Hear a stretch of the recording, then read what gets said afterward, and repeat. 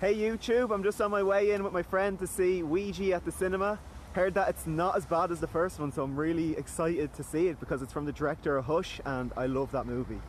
So yeah, I hope I'm not absolutely disappointed and don't waste my money because the first movie was pretty trashy. So yeah, let's see what happens. Here's my friend. Hello YouTube. This is my cinema. Pew! This is my friend. Close up shot. Nonsense. Do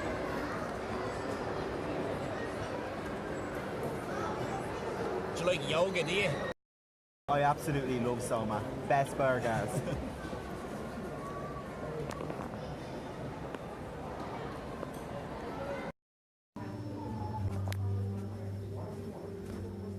After you, my son. Silent.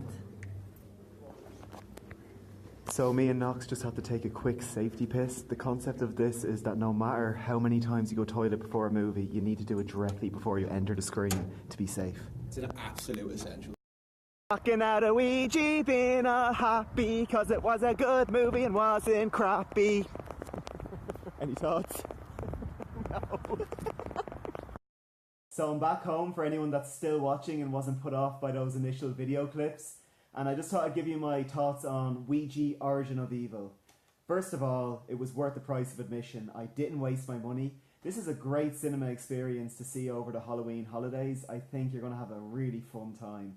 I definitely did anyway. And we had a full theatre and I think everyone there seemed to enjoy themselves. We had lots of screams, a few laughs, and yeah, it was a really good audience to go see the movie with. So, I mean, that always adds to the experience. Mike Flanagan, the director of the movie, gave a great 60s creepy atmospheric movie. It was a real slow burner. And there was nice little details to it, like the 60s logo for Universal was at the start of the movie. And there was even little cue marks in the top right corners before the cuts. And that was very cool. I got all excited. It was like, oh my God, Owen, look at this, look at the cue mark. And he's like, I don't care. I don't care at all. But I did, so screw you, Knox. Anyway, the movie stars Elizabeth Reeser, Lulu Wilson and Annalise Basso.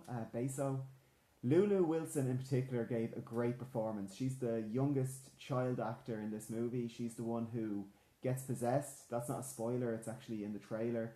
And her performance was fantastic. I mean, if she had messed up, the whole movie probably would have fallen apart. It would have had its atmosphere and its story, but there's nothing worse than a bad child actor. I know that's a bit harsh, but it really can pull you out of the experience. So she delivered, and everyone else in the movie gave great performances. You really cared about these characters. They had depth. They were multi-dimensional. They had things going on in their lives, and you could understand why this whole story would be a total inconvenience for them. So yeah, I enjoyed that element of it. It's great to see a movie that just didn't have disposable characters. Another thing in this movie is that it has jump scares, but they're quite minimal, I think. I've seen movies where they're just like bam, bam, bam, bam.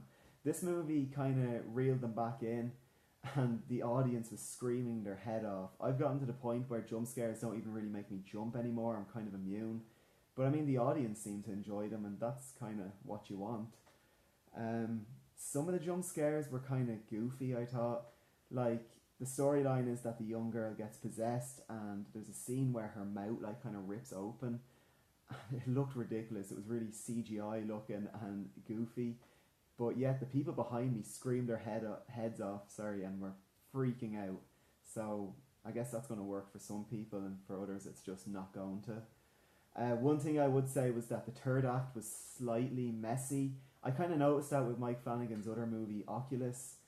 And yeah, it's a similar thing here. There's not really timelines or anything, but there's just little things that pulled me out. That might be personal to me. Other people might watch the third act and be fine. And it suffers from the Blumhouse syndrome. So this might be a spoiler for anyone, so I'll just do a 3, 2, 1 spoiler alert. It has that jump scare Blumhouse ending that you just see in all the Blumhouse movies. That's going to put some people off. For me, I was okay with it because it gave us enough of a resolution that this was fine. Did it make sense? No, not really, but overall it was a good movie and a good time. So if you can go see Ouija in the cinema, I would say do it. It's going to be a fun Halloween movie. It's nothing like the original movie. Oh my god, that movie was garbage. It's kind of sad that this movie has to be a prequel to that movie. I wish it could be just like a standalone original movie. And I know that's just like a mental thing because it doesn't matter at all. But it's like the well has been poisoned a little bit because Ouija's so terrible and Ouija Origin of Evil is fantastic. To me, it was kind of up there with that Conjuring 2 kind of standard.